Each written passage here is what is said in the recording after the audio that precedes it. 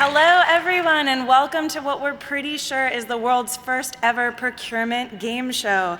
That's right, we have Wait, Don't Tell Me Procurement Edition. So here with me on stage today, I'm gonna bring out three people who are not procurocrats, but are cool, fun folks doing great work on procurement. I have Dave with me from 18F and the Technology Transformation Service. Lauren, the Chief Digital Officer of the City of Boston. And Shelly, who was a Code for America Fellow in Pittsburgh last year and is now with Nava.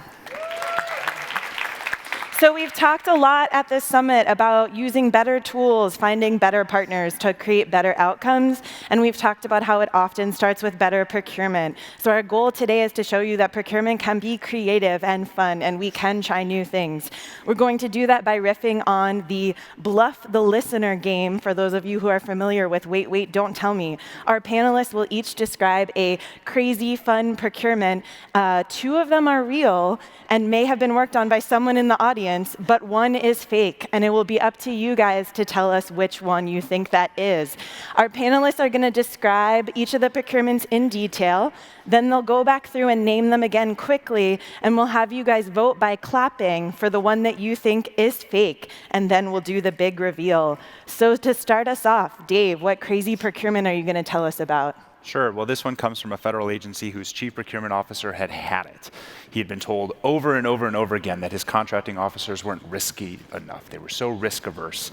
And so he decided to do something a little bit different and created a protest budget. And for those of you who don't know what a protest is, protests are the worst possible thing that can happen to a contracting officer. There are lawyers involved, everyone gets mad, things slow down, so protests are awful. But the chief procurement officer said, you know what? You get 2 protests a quarter. And if you get more than 2 protests, that'll be bad. If you get less than 2 protests, you aren't being innovative enough. And so the protest budget was the way to encourage contracting officers to not be risk averse, but in fact, to be innovative. That sounds pretty crazy, but Lauren, what have you got for us? Well, this next one comes to us from a city who wanted to try to make procurement more transparent and more accessible. Why should somebody have to come into City Hall to see bid openings? That's so 19th century. So this city, to come into the bleeding edge, developed a YouTube channel dedicated specifically to watching bid openings. That's right, YouTube is not just for crazy cat videos anymore. So order a pizza and watch the bid openings from your comfort of your own home. You don't even have to put on pants. So instead of Netflix and chill, we could have procurement and chill. But Shelly, what procurement story are you going to tell us today?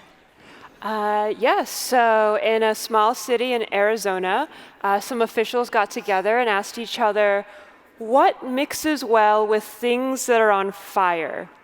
High schoolers. So they got a bunch of high schoolers to competitively build apps for the fire department. Wow. All right, so you've heard our 3 procurement stories. Again, 2 of those really happened and 1 is fake. I'm going to cue our panelists to briefly restate them. Clap for the one you think is fake. Dave. Protest budgets. Okay. Lauren. A YouTube channel. And Shelly. High schoolers and fire.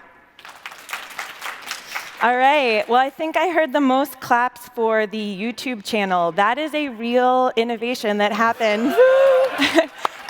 The city of Chicago has a YouTube channel where you can watch bid openings. They've really been using it for outreach to women and minority-owned businesses, small and local businesses. I don't know if anyone from Chicago is here or if they're all gearing up for the parade tomorrow, but if you are, feel free to come up on stage. Shelly's innovation of high school students rather than typical vendors building apps, that is also real and happened in Gilbert, Arizona. And if Derek is here, come run up on stage with me. However, Dave's protest budget sadly has thus far not been implemented. But definitely talk to him if you'd like to maybe see how to make it happen in your jurisdiction. Awesome. Here's Derek. Let's give him a round of applause. We're quickly going to do a second round, so get your radar tuned. See if we can fool you again. Dave, what story do you have for us this time? So, well, this story comes from a city in California which decided that it wasn't really the right way to ask for vendors what they've done, but what they can do for the city. And so the city decided to not ask for past performance, which is the way that you normally ask for vendors to tell them what their capabilities are. Instead, the city decided to ask the vendors, what's your vision for the future of constituent relation management software? What's your vision for the future of government websites? And what are your values associated with delivering for the city? All right, so let's all think about whether we could get our legal counsel to sign off on those type of evaluation criteria. Lauren, what are you going to describe for us? Well, this crazy story comes from a state that didn't think there was enough competition in their procurement process. So they developed an NCAA bracket-like tournament to pit vendors against each other. So basically the way it worked was they took the vendors with the highest price proposals and seeded them against the ones with the lowest price proposals and sort of duked it out until they had somebody who won on technical merits. And so one unintended consequence was this sort of newfound fun in procurement. So one state official said, it's awesome, procurement's awesome, it's like March Madness all year round. But the lawyers did require us to mention that they don't allow employees to fill out brackets and figure out who's going to bet on who the winner is going to be. So wah wah. I have always said that procurement is a slam dunk. Shelly, what have you got for us? This one is a little personally relevant. My dad is a scientist, and his dating advice to me has always been, when you're looking for a long-term partner, you've got to subject them to a series of tests to make sure that they're up to snuff. So I think the VA took a page out of my dad's dating manual and decided to subject all of its contractors to a test. And the test was, what can you build for us in 72 hours straight to these arbitrary requirements that we've laid out?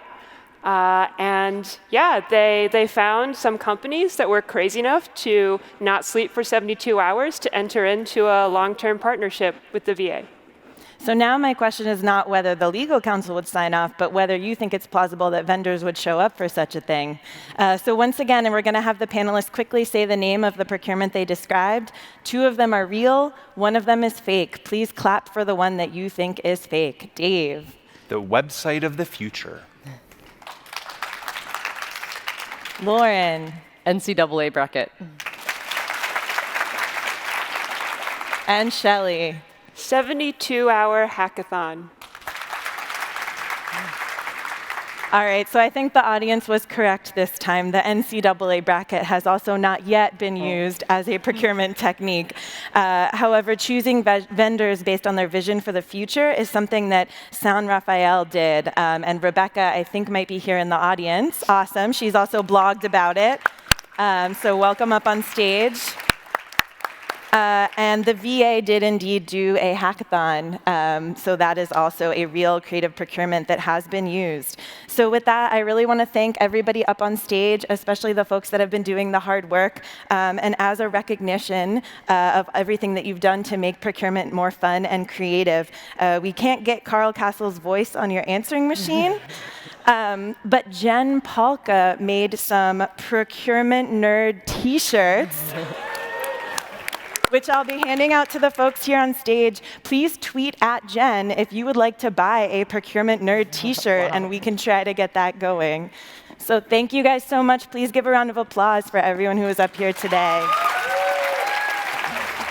Oh, we get them too.